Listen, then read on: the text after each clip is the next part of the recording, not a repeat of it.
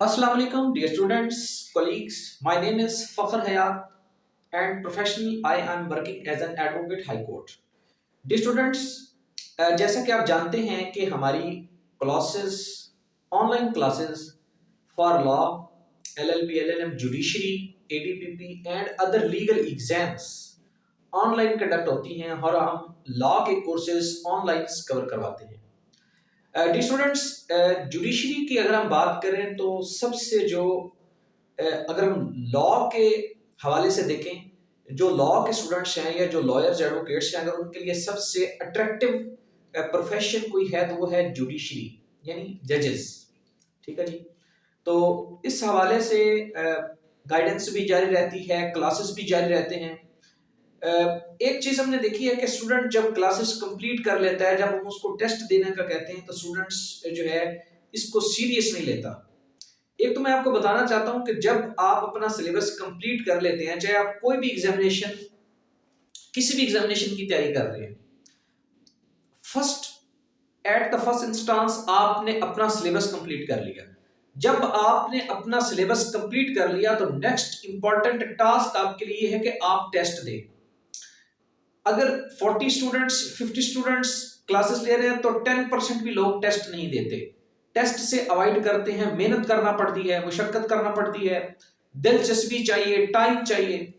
ठीक है जी। तो जो उनकी जो क्लास में बैठ के सुनने वाली मेहनत है वो तो वो करते हैं, लेकिन जो उनकी जहां से उनके अपना निखार आना है अपनी पर्सनैलिटी में, जहां से उनकी अपनी क्रिएटिविटी क्रिएट होनी है, उस क्वेश्चन को सॉल्व करने के लिए उनकी पर्सनल जो वर्क है, जो उनको पेपर में काम देना है, क्योंकि पेपर उन्होंने खुद लिखना है जाके, टीचर ने तो नहीं आपको बताना। ठीक है। तो वहां पर स्टूडेंट बड़ी नेग्लिजेंसी करते हैं, बड़ी सुस्ती करते हैं और टेस्ट मोस्टली स्टूडेंट्स टेस्ट नहीं देते, टेस्ट की प्रैक्टिस नहीं करते और पास्ट पेपर सॉल्व नहीं करते। ठीक है। टेस्ट में आपको क्या दिया जाता है?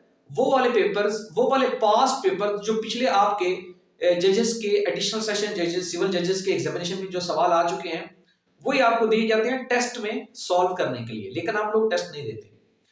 तो आज का जो लेक्चर है ये स्टूडेंट्स को फैसिलिटेट करने के लिए हमने ये एक लेक्चर सीरीज स्टार्ट किया कि हम इसमें पास्ट पेपर्स को सॉल्व करेंगे, ताकि स्टूडेंट की जो पास्ट पेपर्स को समझने की एबिलिटी है, जो स्किल है कि सवाल क्या पूछता है एग्जामिनर।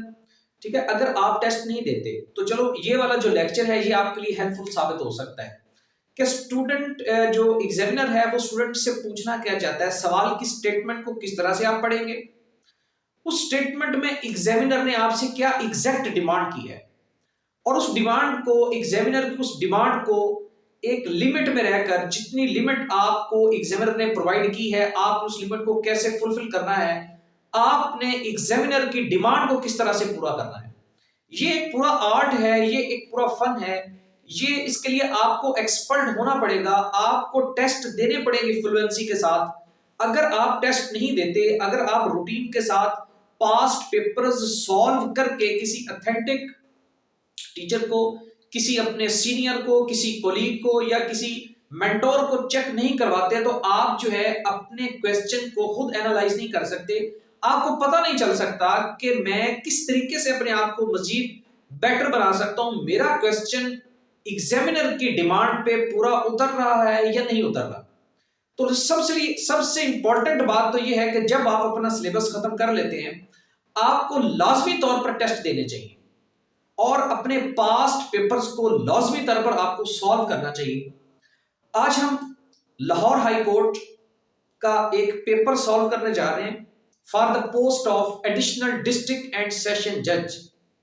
ये 2019 का एक पेपर है जी, क्रिमिनल लॉ 1 का, क्रिमिनल लॉ का एक पेपर है। इसको हम question by question step wise इस पेपर को सॉल्व करेंगे और इंशाल्लाह ये पेपर आपके आने वाले एग्जामिनेशंस में भी आपको बहुत हेल्पफुल साबित होगा। चाहे आपने एडीपीपी डीडीपीपी के एग्जाम देना है, चाहे आपने सिविल जज का एग्जाम देना है, चाहे आपने इंस्पेक्टर लीगल देना है, या फिर आपने एडिशनल डिस्ट्रिक्ट एंड सेशन जज का एग्जाम देना है, चाहे आप किसी भी प्रोविंस से बिलोंग करते हैं, आया कि आप पंजाब से हैं, सिंध से हैं, केपीके से हैं, गिलगित बल्तिस्तान, आजाद कश्मीर या बलोचिस्तान। ठीक है, क्योंकि जो हमारा क्रिमिनल लॉ है, जो हमारा सीआरपीसी पीपीसी है, ये पूरे पाकिस्तान में सेम है। ठीक है, इसलिए आप किसी भी प्रोविंस से बिलोंग करते हैं तो ये वाला लेक्चर, ये वाला जो पास्ट पेपर हम सॉल्व करवाने जा रहे हैं, ये आपको किसी भी लॉ के एग्जाम के लिए और किसी भी जुडिशियल एग्जाम की तैयारी के लिए आपको हेल्पफुल साबित होगा। तो आइए स्टूडेंट्स, हम चलते हैं अपने पेपर की तरफ। जैसा कि मैंने आपको पहले बताया कि एडिशनल डिस्ट्रिक्ट एंड सेशन जज paper Lahore high court 2019, question number 1, paper number 1 है जी क्रिमिनल लॉ। क्वेश्चन नंबर 1, अच्छा सवाल की स्टेटमेंट देखते हैं। सबसे पहले जी question number 1, criminal law 1, define mischief. अगर आप इंटरनेट से सर्च करेंगे 2019 का paper criminal law 1, additional district and session जज लाहौर हाई कोर्ट, तो ये पूरा पेपर पीडीएफ फॉर्म में आपको मिल जाएगा या पिक्चर आपको मिल जाएगी गूगल से, आप सर्च करेंगे तो।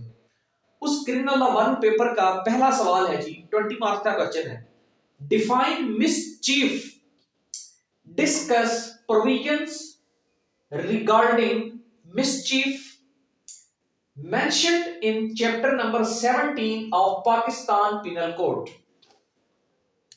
Dear students, एग्जामिनर आपको ये कह रहा है कि डेफिनेशन बताएं जी, डिफाइन मिसचीफ। यहां तक एक छोटा सा पोर्शन है इस क्वेश्चन का कि मिसचीफ को डिफाइन करें, मिसचीफ है क्या, और उसके बाद क्या कहता है कि डिस्कस करें। क्या बात डिस्कस करें? Discuss provisions. कौन सी प्रोविजंस, कितने सेक्शंस, कौन कौन से सेक्शंस जो हैं, जो रेलेवेंट प्रोविजंस हैं, किस चीज के रेलेवेंट सेक्शंस, किस चीज के प्रोविजंस, मिसचीफ की प्रोविजंस जो पाकिस्तान पिनल कोड में बताई गई हैं, उनको क्या करें? डिस्कस करें, उनकी एक्सप्लेनेशन करें, उनकी वजाहत करें। डिस्कस प्रोविजंस या फिर सेक्शंस रिगार्डिंग मिसचीफ, मिसचीफ से रिलेटेड जितने प्रोविजंस पाकिस्तान पिनल कोड में बताए गए हैं उनको आपने डिस्कस करना है। ठीक है जी, mentioned in chapter number 17 of Pakistan penal code. तो सबसे पहले तो मिसचीफ का जो कॉन्सेप्ट है, मिसचीफ की जो फिलॉसफी है, इसका लफ्जी मतलब क्या है? मिसचीफ जिस तरह से एक लफ्ज है जी, मिसबिहेव, मिसमैनर, ठीक है, किसी के साथ बदतमीजी करना, मिसबिहेव करना। लेकिन ये मिसचीफ क्या है? क्या ये मिसबिहेव के साथ मिलता जुलता है? जी बिल्कुल। मिसबिहेव आप करते हैं किसी के एटीट्यूड के साथ, ठीक है, बैड एटीट्यूड आप शो करते हैं तो इट इज मिसबिहेव।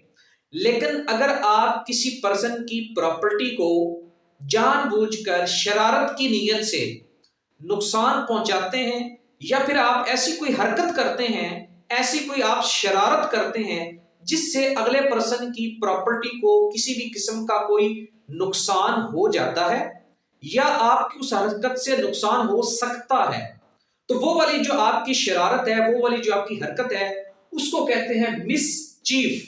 ठीक है, इसका मैंने आपको जनरल मीनिंग बताया है, मिसचीफ शरारत की वजह से कोई जुर्म हो जाना। आपने तो इंटेंशन तो आपकी ये थी कि आपने किसी पर्सन के साथ कोई शरारत की, लेकिन आपकी उस शरारत से अगले बंदे की प्रॉपर्टी को लॉस हो गया या हो सकता है, इट इज कॉल्ड मिसचीफ। अब हम इसकी जो प्रॉपर डेफिनेशन जो आपके पाकिस्तान पिनल कोड में बताई गई है, सेक्शन नंबर 425 में वो देते हैं, section 425 Pakistan penal code definition. अब ये वाली डेफिनेशन वो है जो आपने पेपर में लिखनी है, जो कि आपकी पाकिस्तान पिनल कोड के बेयर एक्ट में मेंशन है। Whoever, जब कोई person, whoever with intent to, intent mean, intention mean नीयत, whoever with intent to cause, जब कोई पर्सन, जब कोई इंसान इस नीयत से करता है, whoever with intent to cause or knowing that he is likely to cause, या तो उसको पता है कि जो काम मैं कर रहा हूं उससे नुकसान होगा, या फिर likely to cause, या उससे नुकसान हो सकता है। क्या हो सकता है जी? wrongful loss। जो काम मैं करने जा रहा हूं, जो काम कोई इंसान करता है या करने की कोशिश करता है, उससे क्या हो सकता है? wrongful loss, काज हो सकता है, या फिर likely to cause। whoever with intent to cause or knowing that he is likely to cause wrongful loss or damage to the public or to any person causes the destruction of any property। वो हरकत जो आप कर रहे हैं उससे किसी person की या गवर्नमेंट की या पब्लिक की किसी किस्म की प्रॉपर्टी डैमेज हो सकती है, प्रॉपर्टी डिस्ट्रॉय हो सकती है, या फिर और any such change in property, या फिर उस प्रॉपर्टी में कोई तब्दीली आ सकती है, उस प्रॉपर्टी की शक्ल जो है बिगड़ सकती है, डीमैनेज हो सकती है, डिमेन हो सकती है, चेंज हो सकती है, डाइवर्ट हो सकती है, ठीक है। Or in the situation thereof as the destroys or diminish its value or utility, या फिर वो जो आपने हरकत की है उससे उस प्रॉपर्टी की वैल्यू में कमी आ सकती है, उस प्रॉपर्टी की वैल्यू कम हो सकती है, उस प्रॉपर्टी की जो गुडविल है वो डैमेज हो सकती है। तो ये सब कुछ क्या है? इट इज कॉल्ड मिसचीफ, इसको कहते हैं जी मिसचीफ। डेफिनेशन दोबारा देख लें, पूरी डेफिनेशन में बात एक ही की गई है। बात इस डेफिनेशन में ये की गई है कि आप कोई ऐसा काम करते हैं, कोई ऐसी शरारत करते हैं और आप ये बात जानते हैं, ठीक है। whoever with intent to cause or knowing that, आप ये जानते हैं, know मतलब जानना, you are knowing that he is likely to cause wrongful loss with public or private property or its value or its utility। आप कोई भी ऐसा काम करते हैं जिससे उस प्रॉपर्टी की वैल्यू कम हो सकती है, प्रॉपर्टी डैमेज हो सकती है, प्रॉपर्टी तबाह हो सकती है, प्रॉपर्टी की शक्ल फेस जो है प्रॉपर्टी का वो खराब हो सकता है, प्रॉपर्टी की गुडविल खराब हो सकती है। इट इज कॉल्ड मिसचीफ, इसको कहते हैं जनाब मिसचीफ, ठीक है जी। अब इसकी एग्जांपल्स काफी सारी हो सकती हैं। मिसाल के तौर पर एक पर्सन जो है वो किसी को कहता है कि जी अगर आपने मुझे ये फलां चीज ना दी तो मैं इस चीज को जला दूंगा, ठीक है। या उसकी किसी की कोई प्रॉपर्टी आप उठाकर, किसी का मोबाइल उठाकर, किसी की कोई अदर चीज उठाकर आप उसको जो है नहर में फेंक देते हैं, ठीक है। तो उससे अगली प्रॉपर्टी, अगले बंदे की प्रॉपर्टी को नुकसान हो गया। या आप अगर किसी का मोबाइल उठा के फर्श पे फेंक देते हैं और आपको पता है आप शरारत कर रहे हैं और आप किसकी शरारत से अगले की प्रॉपर्टी को लॉस हो जाएगा, तो ये क्या है? It is called mischief. इसकी एग्जांपल्स हम देखें तो बहुत सारी एग्जांपल्स बन सकती हैं, ठीक है। लेकिन जब आपको इस डेफिनेशन की फिलॉसफी समझ आ जाएगी, इस डेफिनेशन का ट्रू मीनिंग आपको क्लियर हो जाएगा कि मिसचीफ होता क्या है, तो फिर आप अपनी तरफ से 1000 एग्जांपल्स बना सकते हैं, जितनी भी आपके माइंड में आए, बशर्ते कि आपको खुद को पता हो कि मिसचीफ क्या है। मैंने आपको इसका कॉन्सेप्ट क्लियर करा दिया है डेफिनेशन का, ठीक है। अब आप अपनी तरफ से इलस्ट्रेशंस देना चाहते हैं, एग्जांपल्स देना चाहते हैं, तो जितनी दिल करे दे सकते हैं। लेकिन अगर हम जस्ट इस पेपर की बात करें तो इस पेपर में आपने एग्जैक्ट डेफिनेशन ये वाली लिखनी है। हाँ, अगर आप इसको अपनी वर्डिंग में लिखते हैं तो इसका मफहूम चेंज नहीं होना चाहिए। यहाँ पे स्टूडेंट्स अक्सर पूछते हैं कि सर इतनी लंबी डेफिनेशन लिखी हुई है पाकिस्तान पिनल कोड में, क्या मुझे सेम वर्ड टू वर्ड वही अल्फाज लिखने हैं जो पीपीसी में लिखे हुए हैं? देखिए, अगर तो आप इसको एग्जैक्ट वर्ड टू वर्ड याद कर सकते हैं तो वेरी बेस्ट, वेरी गुड, ठीक है, दी बेस्ट है। लेकिन अगर आप इसको याद लफ्ज बाय लफ्ज नहीं कर सकते तो फिर भी आपने इस डेफिनेशन को लिखना इस तरीके से है कि एक तो इसके अंदर जितने इंपॉर्टेंट पॉइंट्स बताए गए हैं, एक इंपॉर्टेंट बताया गया जी इंटेंशन होनी चाहिए, फिर क्या बताया गया कि आप जानते हैं कि आप इस प्रॉपर्टी को नुकसान पहुंचाने जा रहे हैं आपकी शरारत से, फिर क्या हो जाएगा, रॉन्गफुल लॉस हो जाएगा या प्रॉपर्टी डैमेज हो जाएगी, पब्लिक और प्राइवेट डैमेज, और उसकी वैल्यूबिलिटी कम हो जाएगी। ये 5 से 6 पॉइंट्स हैं। अगर आप इसको सेम वर्ड टू वर्ड लिख रहे हैं फिर भी ठीक है, और अगर आप इसको पीपीसी वाली सेम वर्डिंग नहीं लिखना चाहते, आप अपनी वर्डिंग में लिखना चाहते हैं, तो फिर जो 5 से 6 बातें इंपॉर्टेंट की गई हैं वो आपने लाजमी मेंशन करनी है। लिख आप अपनी वर्डिंग में दें, लेकिन डेफिनेशन का मफहूम चेंज नहीं होना चाहिए। बात वही होनी चाहिए जो डेफिनेशन है मिसचीफ की, फिर भी ठीक है, दोनों ठीक है, कोई फर्क नहीं है। अच्छा, डेफिनेशन तक तो हमारा ये सवाल हो गया क्लियर। अब अगर ये 20 नंबर का सवाल है तो इसके कम से कम 5 नंबर होते हैं डेफिनेशन के। अगर आप अच्छी डेफिनेशन लिख देते हैं, जो प्योर डेफिनेशन है, जो पूरे इंपॉर्टेंट पॉइंट्स को कवर करती है जो आपके बेयर एक्ट में बताए गए हैं, और उसके साथ आप इसकी एक आधी 2-3 एग्जांपल्स दे देते हैं, तो इन 5 नंबर में से आपको 3 से 4 नंबर आसानी से मिल जाएंगे। और अगर आप डेफिनेशन भी अपनी तरफ से लिखते हैं, वो भी आप गलत लिखते हैं, कोई एग्जाम्पल भी गलत दे देते हैं, और जो मिसचीफ का ओरिजिनल कॉन्सेप्ट है वो कॉन्सेप्ट ही आप मिस कर देते हैं अपनी डेफिनेशन में ही, तो पढ़ने वाला जो है, जो आपका चेक करने वाला पेपर, हो सकता है वो कोई रिटायर्ड जस्टिस हो सकता है वो कोई सिटिंग जस्टिस हो सकता है कोई सिटिंग जज हो, सेशन जज हो, या हो सकता है कोई लॉ का मोस्ट सीनियर प्रोफेसर हो। ठीक है, तो जब वो देखेगा कि इस स्टूडेंट की, इस कैंडिडेट की जो डेफिनेशन है वो ही कंप्लीट नहीं है, या पुअर डेफिनेशन है, या इसको मिसचीफ का कॉन्सेप्ट ही जो है नॉलेज नहीं है, लैक ऑफ नॉलेज है, ठीक है, तो फिर जब आपकी डेफिनेशन आपने गलत लिख दी तो फिर वो आपका आगे वाला सवाल पढ़ेगा ही नहीं और उसको क्रॉस मार देगा, और फिर आप कहेंगे कि सर पेपर तो बहुत अच्छा हुआ था लेकिन पता नहीं आजकल हाई कोर्ट को हो क्या गया है, ये 2 बंदे पास करते हैं, ये 5 बंदे पास करते हैं, ये 10 बंदों को पास करते हैं, टोटल ज्यादा लोगों को पास नहीं करते। ठीक है, लेकिन आप ये नहीं देखेंगे कि आपने खुद क्या लिखा है पेपर में। वो जो आपने लिखा है वो आपके किसी कुलीग ने पेपर चेक नहीं करना, वो मोस्ट एक्सपीरियंस्ड पर्सन चेक करेगा, जो कम से कम 20 साल, 25 साल, 50 साल से यही डेफिनेशन लॉ कॉलेजेस में पढ़ा रहा है। ये डेफिनेशन जो है वो पंजाब जुडिशियल एकेडमी, और यही डेफिनेशन वो फेडरल जुडिशियल एकेडमी में पढ़ा रहा है, और उसको 50 साल हो चुके हैं इस प्रोफेशन में, उसको तो पता है मिसचीफ क्या है। आप अभी यंग कमर्स हैं, आप न्यू आए हैं, आपने तैयारी की और आपने प्रॉपर तैयारी नहीं की, और आप मिसचीफ की डेफिनेशन अगर गलत लिखते हैं तो आप ये क्या समझते हैं कि उसको पता नहीं चलेगा। जिसने 50 साल मिसचीफ पे काम किए उसको फौरन पता चल जाएगा। जैसे ही आपकी शीट सामने आएगी वो पहली नजर आपकी डेफिनेशन पे डालेगा तो उसको अंदाजा हो जाएगा कि आपने मिसचीफ में क्या लिखा है। आप मिसचीफ की जो ट्रू मीनिंग्स हैं, ट्रू फिलॉसफी है, उससे आप वाकिफ भी हैं या नहीं है, उसको फौरन अंदाजा हो जाएगा।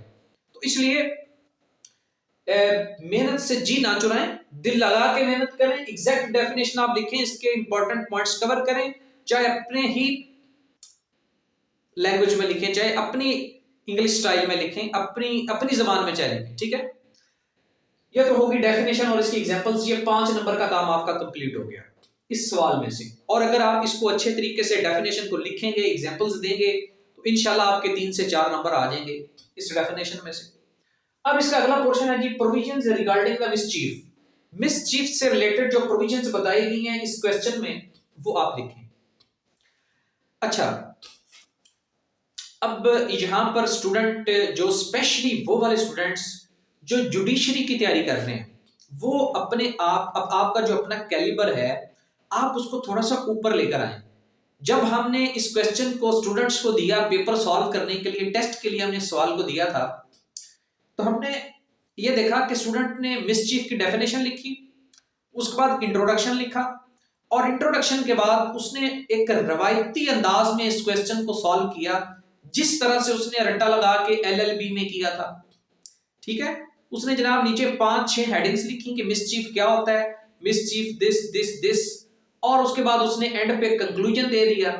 तो 3 से 4 पेजेस भरने के बाद, अपनी तरफ से लिखने के बाद, उसने ये एक्सपेक्ट कर लिया अपनी तरफ से कि अब एग्जामिनर जो है उसको ये क्वेश्चन बहुत पसंद आएगा, और एग्जामिनर जो है वो जनाब इसमें से 20 में से मुझे कम से कम 15-16 नंबर दे देगा।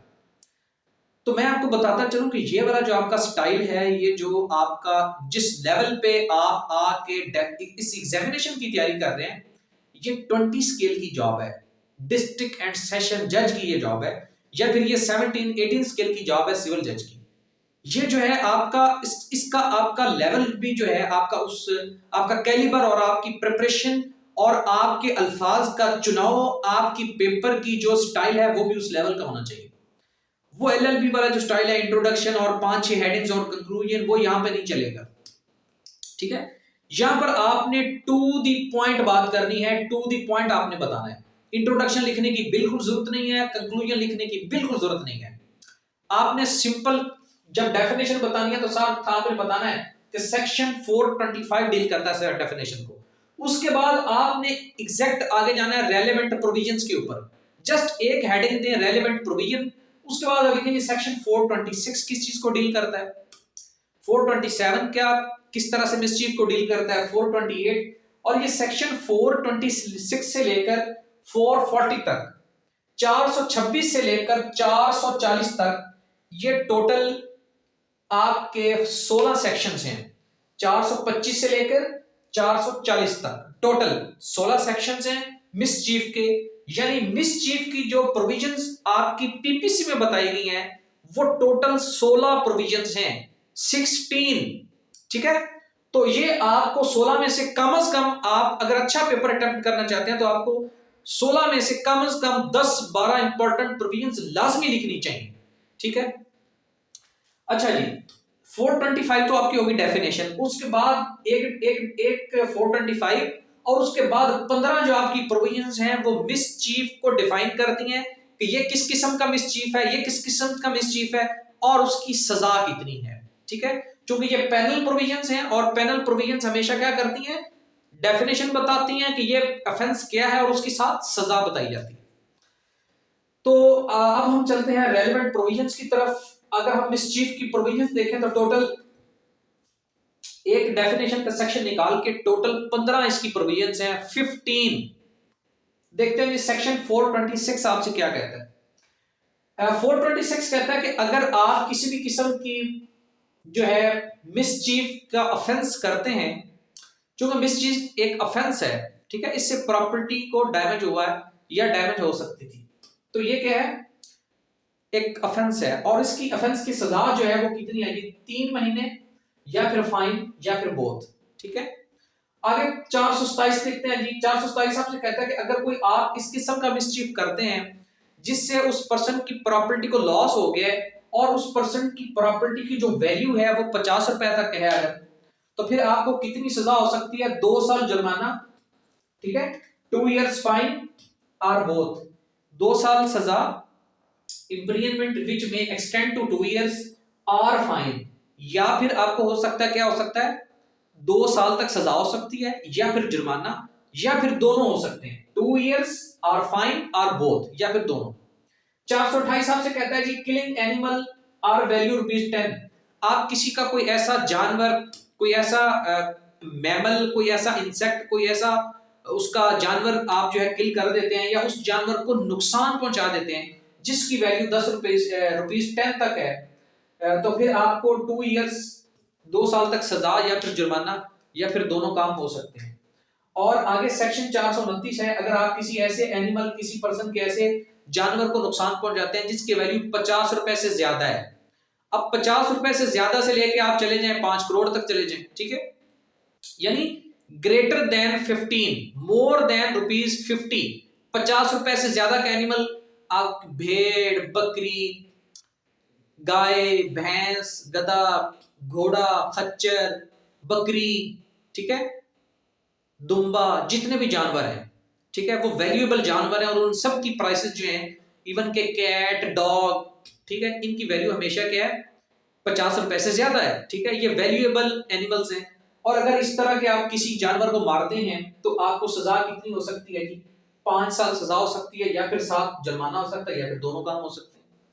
430 injury to irrigation, wrongful diverting water, अगर आप कोई ऐसा काम करते हैं जिससे इरिगेशन का जो नहरी पानी है जो फसलों को लगता है, वो नहरी पानी जो है आप उसको पानी को अपनी तरफ डाइवर्ट कर लेते हैं, आपका हक नहीं बनता, आपका राइट नहीं है, राइट उस पानी पर किसी और का है उस टाइम, लेकिन आप क्या करते हैं, पानी किसी का रोक लेते हैं या किसी का पानी चोरी कर लेते हैं या किसी के पानी को नुकसान पहुंचाते हैं इरिगेशन के सिस्टम को, तो फिर आपने ये एक ऑफेंस किया है, आपने मिसचीफ का ऑफेंस किया है जिसकी सजा 5 साल तक हो सकती है या फिर जुर्माना या बोथ।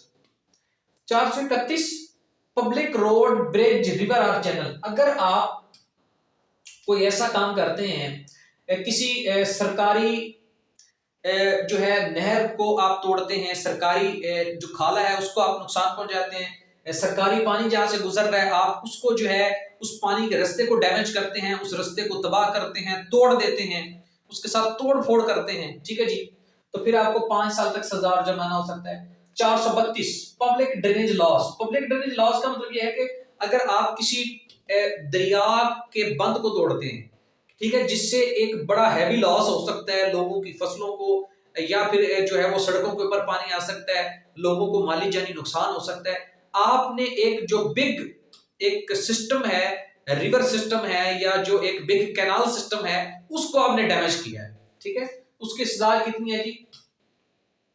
5 साल तक, या फिर जुर्माना, या फिर बोथ। 400 433 सी मार्क। आप अगर आपने समंदर के जो पानी की लिमिट्स हैं उनको आपने कुछ इस तरीके से डैमेज किया कि उससे कोई किसी इंसान का लॉस हो सकता है, किसी की प्रॉपर्टी का लॉस हो सकता है, इसके साथ 7 साल है। 434 लैंड मार्क बाई अथॉरिटी। अगर एक गवर्नमेंट अथॉरिटी ने एक लिमिट लगा रखी है कि इस जगह से आगे जाना ममनू है, या गवर्नमेंट की जो बिल्डिंग्स हैं, जो गवर्नमेंट की प्रॉपर्टी है, वहां पे एक साइन होता है कि जी ये वाला साइन है, इस जगह से आपने ये वाली एक्शन फॉलो करना है, और आप जब इस जगह से गुजरेंगे तो इस तरह से फॉलो करना है। जब आप जेल के करीब से गुजरेंगे तो आपने कोई सेल्फी नहीं लेनी। ठीक है, जब आप किसी गवर्नमेंट के सीक्रेट इदारे में जाते हैं तो वहां कुछ रूल्स एंड रेगुलेशंस हैं, आप वहां तस्वीर नहीं बना सकते, वीडियो नहीं बना सकते। गवर्नमेंट की कोई प्रॉपर्टी है, वहां पे कुछ सीक्रेट प्रोजेक्ट चल रहा है, वहां पे आप दाखिल नहीं हो सकते। ठीक है, गवर्नमेंट ने, पब्लिक अथॉरिटी ने एक लिमिट लगा रखी है, और अगर आप उस लिमिट को क्रॉस करते हैं तो ये एक ऑफेंस है जिसकी सजा 7 साल तो हो सकती है। 434। अच्छा आगे जी, सॉरी, लैंडमार्क अथॉरिटी। हाँ, अगर आप उस लिमिट को क्रॉस करते हैं तो 1 साल तक सजा है, या फिर अच्छा 1 साल जो है ये एक्सटेंडेबल टू 1 साल है, यानी एक्सटेंड टू 1 ईयर, या फिर 1 साल से फिर, या फिर जुर्माना, या फिर बोथ। 435 फसल को आग लगा देना। किसी इंसान की ऐसी फसल को, किसी की प्रॉपर्टी को, सिगरेट आपने फेंक दी शरारत के तौर पर, फसल को आग लगी आपकी सिगरेट फेंकने से। आप जा रहे थे, आप सिगरेट पी रहे थे, आपने सिगरेट फेंकी, फसल को आग लगी। ठीक है, या फिर आपने जानबूझ के आग लगा दी, आपने लेटर से लगाई, माचिस से लगाई, आपने शरारत की। ठीक है, हवा चल रही थी तो नुकसान हो गया। तो फसल को आग लगाना जिसकी वैल्यू 100 रुपए से ज्यादा हो, तो फिर 100 रुपए से ज्यादा का मतलब है क्या? फिर तो 1 करोड़ तक हो सकती है, 50 करोड़ तक हो सकती है फसल की वैल्यू। यानी मिनिमम कितनी है? 100 रुपए, और मैक्सिमम कोई लिमिट नहीं है। ठीक है, 100 रुपए से ज्यादा की फसल को नुकसान लगाएंगे तो फसल को नुकसान करेंगे तो क्या होगा? 7 साल तक सजा है। 436 घर को आग लगाना। ठीक है, अगर आपने कोई जानबूझ के किसी जगह माचिस फेंक दी, या कोई कोई ऐसा आपने काम कर दिया जिससे किसी के घर को आग लग गई, या लग सकती है, या नुकसान हो सकता है, 10 ईयर्स तक है पनिशमेंट या फिर फाइन। और 437 किसी ऐसे बहरी जहाज को नुकसान पहुंचाना जो 20 टन वजन लेकर आ रहा है या ले सकता है, सजा है 10 साल। 438 बहरी जहाज को आग लगाना, 10 साल तक सजा है। 439 बहरी जहाज को जानबूझकर चोरी की नियत से इधर उधर करना, जिस तरह से ड्राइवर करते हैं कि जो एक सी रूट है उस सी रूट से बाहर ले जाते हैं, और वहां जाकर पता चलता है कि ये जो बहरी जहाज है ये लूटा जा चुका है। अगर कोई ड्राइवर इस तरह करेगा, या कोई भी पर्सन इस तरह की हरकत करेगा किसी जहाज में, उसके साथ 10 साल है। और सेक्शन 440 है, किसी को जान से मारने की नीयत से कोई गलत एक्शन करना, कोई ऐसी शरारत करना जिससे अगले बंदे की जान को नुकसान हो सकता है। ठीक है, तो फिर इस पे क्या है जी, ये इसकी सजा जो है जी 5 साल तक है। तो ये आपके सारे वो वाले एक्शंस हैं जो आपने गलत काम किए, और आपके उस गलत काम करने की वजह से या तो किसी को नुकसान हो सकता है या नुकसान हो चुका है। ठीक है जी, लेकिन अगर आपका ये जो रॉन्ग एक्शन है ये साबित हो जाता है तो फिर आपको उतनी सजा मिलेगी जितनी इसमें मेंशन है। अच्छा डियर स्टूडेंट्स, हमने मिसचीफ का कॉन्सेप्ट, इसके डेफिनेशन, एग्जांपल्स, और जो रेलेवेंट प्रोविजंस आपसे एग्जामिनर ने डिमांड की हैं वो प्रोविजंस हमने आपसे डिस्कस कर दी हैं। टोटल 16 सेक्शंस हैं, 426 से 440 तक 16 सेक्शंस हैं। एक सेक्शन 425 डेफिनेशन का है, और बाकी 15 सेक्शंस जो हैं वो किस चीज के हैं? वो प्रोविजंस हैं मिसचीफ की डिफरेंट सिचुएशंस हैं। ठीक है, किसी जगह पे जहाज को आग लग रही है, किसी जगह पे जहाज का 20 टन वजन है तो उसको नुकसान पहुंचाया जा रहा है, किसी जगह पे फसल को आग लगाई जा रही है, या किसी जगह पे जो है किसी पर्सन की चोरी की नियत से आप सी रूट चेंज कर रहे हैं, या फिर आप जो है किसी का पानी चोरी कर रहे हैं, या किसी के पानी को नुकसान पहुंचा रहे हैं, यानी आप कोई ऐसा रॉन्गफुल एक्शन कर रहे हैं, ऐसी मिसचीफ का आप ऑफेंस कर रहे हैं जिससे कि अगली पर्सन की प्रॉपर्टी को लॉस हो रहा है। अच्छा, अब स्टूडेंट अक्सर ये पूछते हैं कि सर क्या 15 की 15 पूरी प्रोविजंस सवाल में लिखना जरूरी है? तो जरूरी तो नहीं है, लेकिन अगर आप सवाल की डिमांड देखें तो 15 प्रोविजंस है टोटल। इट्स मीन कि एक प्रोविजन 1 नंबर की है। अगर आप पूरी 15 प्रोविजंस लिखते हैं तो उम्मीद है कि इंशाल्लाह जो है एग्जामिनर आपको 15 में से बहुत अच्छे मार्क्स भी दे तो आपको 12-13 मार्क्स लाजमी देगा। ये एक एक्सपेक्टेशन है एग्जामिनर के ऊपर। लेकिन अगर आप टोटल 10-12 प्रोविजंस लिखते हैं, इनमें से 10-12 कोई से भी लिख देते हैं, तो फिर भी इंशाल्लाह उम्मीद है कि आपको 10-12 नंबर आपको मिल सकते हैं। और 2-3 नंबर डेफिनेशन के डाल के आप इस क्वेश्चन को 15 से 20 नंबर इस क्वेश्चन में से अटेम्प्ट कर सकते हैं। लेकिन जो सही मेथड है इस सवाल को हल करने का, वो आपने लाजमी फॉलो करना है। एलएलबी की तरह आपने रवायती गाइड्स जो मार्केट में अवेलेबल हैं, गाइड्स में क्या लिखा हुआ है जी, एक पेज का पूरे का इतना लंबा पैराग्राफ लिखा हुआ है इंट्रोडक्शन।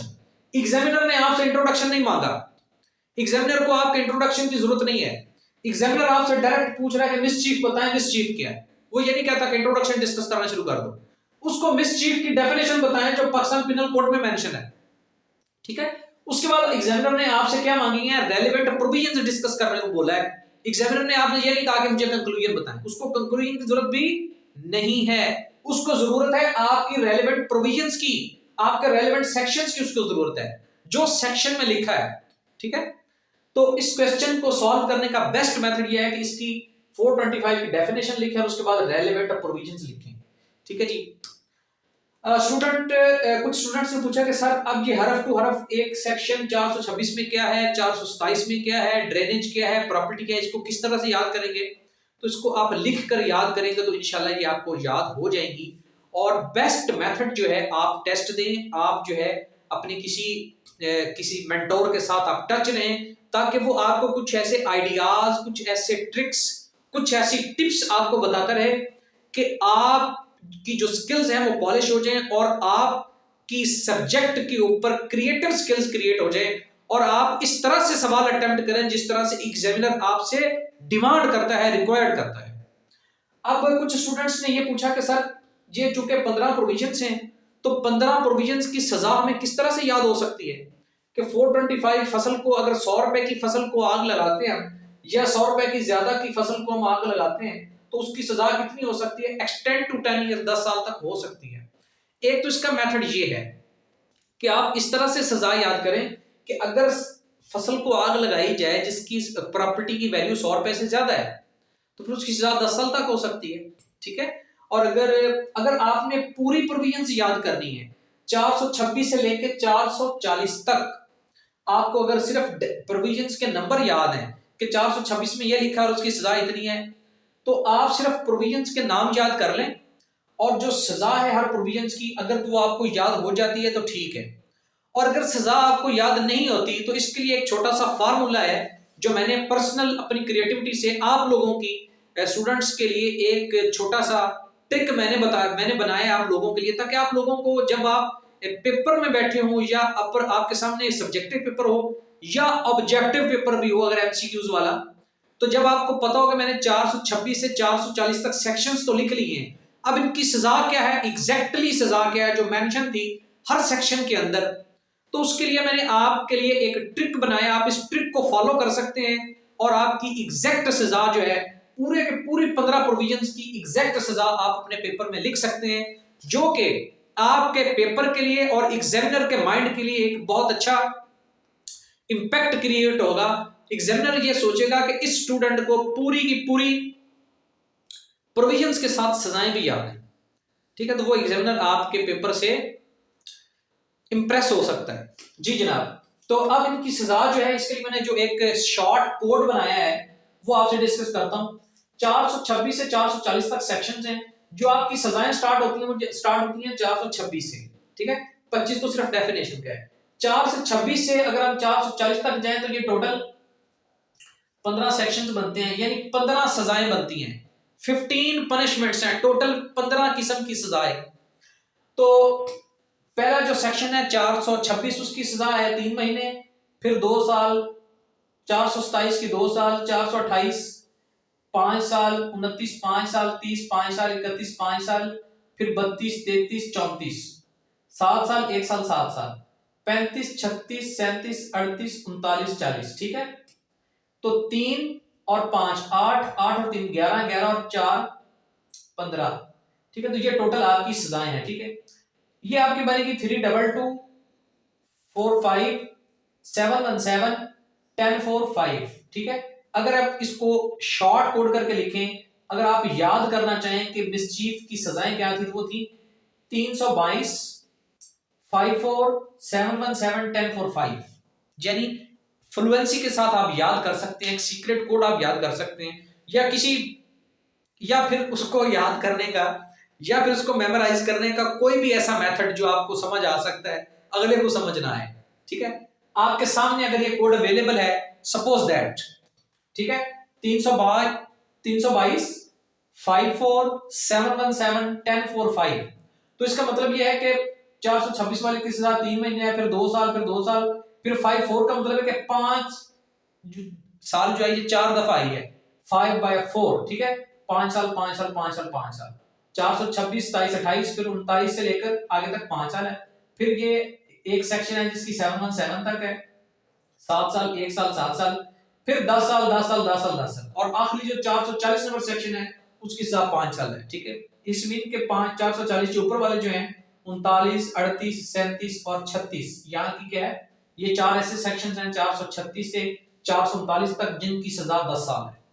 तो ये एक शॉर्ट सा तरीका है। इन चार जो ये जो 5 का लफ्ज जो 4 बार आया है, मैंने इसको छोटा करके लिख दिया है 5/4, यानी 5 कितनी दफा है, 4 दफा, 5/4, ताकि आपको याद हो जाए। 322 5 4 7 1 7 10 4 5। ठीक है, तो इस तरह से 717 और 10 भी 4 दफा है, 10/4 और 5, यानी फ्लुएंसी के साथ आप इसको पढ़ेंगे 322 5 4 7 1 7 10 4 5। इस कोड के अंदर आपके पूरे 15 सेक्शंस की सजा मौजूद है। ठीक है, अगर आपको सेक्शंस याद हैं तो आपको पता चल जाएगा, 426 से स्टार्ट हूं और 440 तक आप एंड करेंगे, तो आप हर सेक्शन की, हर प्रोविजन की एग्जैक्ट सजा पेपर पन्ने में मेंशन कर देते हैं। ये एक छोटा सा ट्रिक है, अगर आप वैसे याद कर सकते हैं ठीक है, लेकिन ये तो बहुत शॉर्टकट कोर्स है। ठीक है, शॉर्टकट कोड है, आपको एग्जैक्ट हर सजा याद हो जाएगी। तो इस तरह की कुछ ट्रिक्स एंड टिप्स होती हैं जो टीचर्स या मेंटोर्स आपको बताते रहते हैं, ताकि आपके पेपर में एक अच्छा इंपैक्ट क्रिएट किया जा सके, और इसमें कुछ नहीं होता। ठीक है जी, तो हम अगर इस पूरे लेक्चर का एक शॉर्ट सा रिव्यू करें सिर्फ 1 से 2 मिनट्स में, तो वो कुछ इस तरह से है कि ये एडिशनल डिस्ट्रिक्ट एंड सेशन जज का एक पास्ट पेपर है 2019 का लाहौर हाई कोर्ट का, उसका पेपर 1 है क्रिमिनल लॉ, और उस क्रिमिनल लॉ में 20 नंबर का एक क्वेश्चन नंबर 1 जो आपसे एग्जामिनर ने पूछा है, कहता है जी डिफाइन मिसचीफ, मिसचीफ क्या है, and discuss the relevant provisions regarding mischief. Mischief से रिलेटेड जो रेलेवेंट प्रोविजंस हैं वो मेंशन करें as provided in chapter number 17 of PPC. अगर आप पीपीसी का बेयर एक्ट रीड करते हैं तो 425 से लेकर 440 तक टोटल 16 प्रोविजंस है मिसचीफ की, एक डेफिनेशन की है 425, और बाकी 15 डेफिनेशंस मिसचीफ के डिफरेंट एक्शंस को डिफाइन करती हैं, और उन डिफरेंट एक्शंस के ऑफेंसेस की सजाएं बयान करती हैं। तो मैंने बड़ी डिटेल के साथ आपको बताया मिसचीफ का कांसेप्ट क्या है और रेलेवेंट प्रोविजंस क्या हैं। तो डियर स्टूडेंट्स, आज का ये जो लेक्चर है ये इख्तिताम पजीर होता है। मैं आपको एक सजेशन देना चाहता हूं कि अगर आप किसी भी जुडिशियल एग्जाम्स की तैयारी करना चाहते हैं या तैयारी कर रहे हैं, तो अपना एक तो अपनी पहली बात अपनी स्टडी के साथ आप कमिटेड हो जाएं। अगर आप अकेले स्टडी नहीं कर पा रहे, आप लेजी हैं, एक दिन पढ़ते हैं 10 दिन नहीं पढ़ते, तो किसी ऐसे बंदे के साथ अटैच हो जाएं, किसी ऐसे मेंटोर के साथ अटैच हो जाएं, किसी ऐसे पर्सन को ज्वाइन करें, किसी ऐसी एकेडमी को ज्वाइन करें, किसी ऐसे प्लेटफॉर्म को ज्वाइन करें जहां पे आप रेगुलर हो सकें और आप किसी की सुपरविजन में हो। आप अपने किसी सीनियर की सुपरविजन में हो, या फिर आप अपने किसी कोलीग की सुपरविजन में हो, या फिर अगर आपकी फैमिली में कोई ऑलरेडी जज है तो आप उसकी सुपरविजन में हो, या फिर आप किसी सीनियर टीचर की सुपरविजन में हो, किसी मेंटोर की सुपरविजन में हो, किसी भी सीनियर लॉयर की सुपरविजन में हो, जो आपको प्रॉपर स्टडी करवा सके, आपको पढ़ा सके, पढ़ाने के बाद आपसे टेस्ट ले सके, और जिसको आप बार बार जिसका दिमाग खाएं, जिसका ब्रेन खाएं, और उनको बार बार टेस्ट दें, और टेस्ट से आप जो है अपनी जो एबिलिटी है लॉ की, जो वो वाला मटेरियल आप प्योरीफाई करें, यानी आप क्रूड ऑयल को जो है रिफाइन कर करके एक प्योर पेट्रोल बना सकें, उसकी बेहतरीन उसको फॉर्म में लेके आ सकें। ठीक है, आपके माइंड में जो रफ आइडियाज हैं लॉ से रिलेटेड, आप उनको टीचर से पढ़ें, टीचर से पढ़ के डिस्कस करके टेस्ट दे के एक बेहतरीन खूबसूरत सवाल आप तैयार कर सकें जो एग्जामिनर को पहली नजर में अट्रैक्ट कर जाए। और अगर एग्जामिनर 1000 पेपर चेक कर रहा है तो उसको पता चल जाए कि ये वाला जो स्टूडेंट है ये एग्जैक्ट तैयारी करके आया है। ठीक है, इसका मिसचीफ का कॉन्सेप्ट भी क्लियर है, इसको सेक्शंस भी पता है, इसको सजाएं भी पता है, और इसने इंट्रोडक्शन कंक्लूजन के चक्रों में नहीं पड़ा। इसको पता है कि ये एक जुडिशियल का लेवल है, यहाँ पे इधर उधर की नहीं मारनी, यहाँ पे सिर्फ टू दी पॉइंट बात करनी है जो लॉ में मौजूद है, जो हमारे बेर एक्ट में मौजूद है। ठीक है जी, तो हमारी पाकिस्तानी कौम का जो मिजाज है ये बड़ा जोली सा मिजाज है। पाकिस्तानी कौम के मिजाज पे पूरी दुनिया में माशाल्लाह बड़ी बड़ी बातें होती हैं। तो मैं आपको सजेस्ट ये करूंगा, अगर आप खुद तैयारी कर रहे हैं, सेल्फ प्रिपरेशन कर रहे हैं और आपको समझ नहीं आ रही कि क्या मेरी तैयारी ठीक हो रही है या नहीं हो रही, तो जनाब आप कोई एकेडमी ज्वाइन कर लें, आप कोई प्लेटफॉर्म ज्वाइन कर लें, और जब आप अपने सिलेबस को खत्म कर लें अच्छे तरीके से कॉन्सेप्ट्स के साथ, फिर आप लाजमी कम से कम 10 साल के पास पेपर सॉल्व करें और उन पेपर के टेस्ट दें अपने किसी सीनियर मेंटर को। अगर आप मुझे ज्वाइन करना चाहते हैं, अगर आप हमारी अकेडमी ज्वाइन करना चाहते हैं, तो मेरा व्हाट्सएप नंबर जो है वो आप नोट फरमा लें, 0313-795-0086। ये जनाब जॉन का नंबर है और इसके ऊपर मेरा व्हाट्सएप बना हुआ है, फखर हयात मेरा नाम है जनाब। 0313-795-0086 इस नंबर के ऊपर मेरा व्हाट्सएप नंबर अवेलेबल है। तो आप मेरे साथ व्हाट्सएप पे राब्ता कर सकते हैं। आया कि आप पूरे सिलेबस की तैयारी करना चाहते हैं या सिलेबस पढ़ना चाहते हैं, समझना चाहते हैं कॉन्सेप्ट्स के साथ, जो ओरिजिनल फिलॉसफी है लॉ की, जो डेफिनेशन है, जो प्रोविजंस हैं, उसको आप समझना चाहते हैं, या फिर आपको किसी किस्म की गाइडेंस चाहिए, या फिर अगर आप रिपीटर हैं, आप अपना जो है पहले भी आप ये सारा कुछ पढ़ तो चुके हैं, आप टेस्ट देना चाहते हैं, या आप किसी भी तरीके से अपने आप को पॉलिश करना चाहते हैं लॉ के हवाले से, तो आप मेरे व्हाट्सएप के नंबर पर मेरे साथ व्हाट्सएप पर आकर कांटेक्ट कर सकते हैं, अपना इशू, अपना प्रॉब्लम बता सकते हैं। या फिर आप अगर जीरो से स्टार्ट करना चाहते हैं, आपको जरूरत है कि आपको गाइड किया जाए, आप हमारे साथ ऑनलाइन क्लासेस लेना चाहते हैं, किसी भी तरह से आप हमारे साथ कांटेक्ट कर सकते हैं।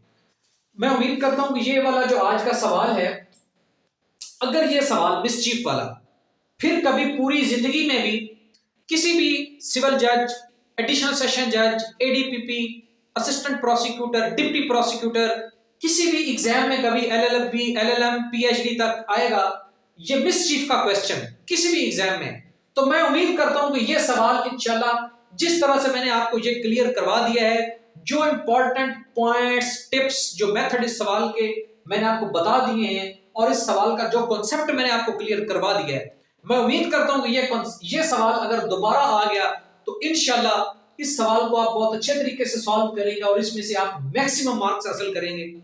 और मैं ये भी उम्मीद करता हूं कि ये वाला मिसचीफ वाला सवाल, इसकी डेफिनेशन, इसकी फिलॉसफी, इंशाल्लाह इसका कॉन्सेप्ट मिसचीफ का, मैं उम्मीद करता हूं कि आपका 100% क्लियर हो चुका है, और ये मिसचीफ आपको नेक्स्ट पूरी लाइफ में कभी भी नहीं भूलेगा। ठीक है जी, मेरे इस लेक्चर को सुनने का बहुत बहुत शुक्रिया। मेरी तो हमेशा से यही कोशिश रही है कि जो इल्म अल्लाह ताला ने मुझे अता किया है मैं आप लोगों तक तकसीम करूं। ठीक है, तो लेकिन लेते वो हैं जिनको शौक हो।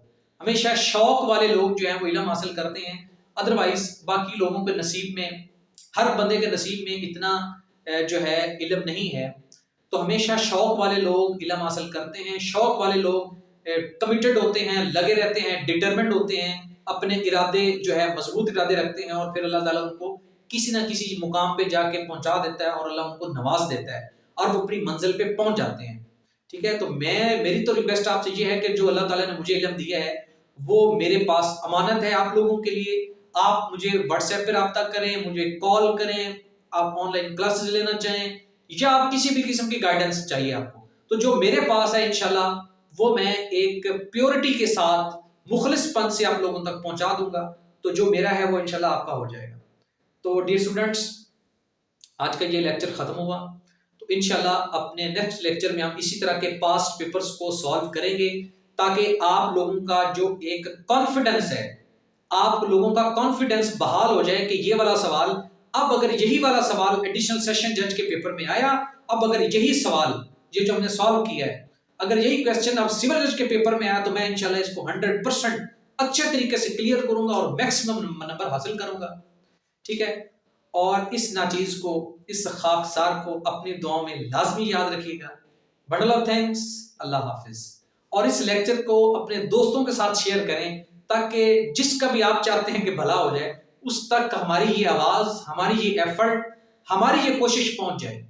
ये जो मैंने आप लोगों के लिए ये जो कोशिश की है, यही कोशिश अगर आप अकेडमीज में जाके करें तो आपको लाखों रुपए अकेडमीज को भी देने पड़े, और आपको अपना घर छोड़ के बाहर जाके बड़े बड़े शहरों में हॉस्टल्स में रहना पड़े, बाहर के खाने खाने पड़े, और लाखों रुपए आपका हॉस्टल्स का भी खर्चा हो।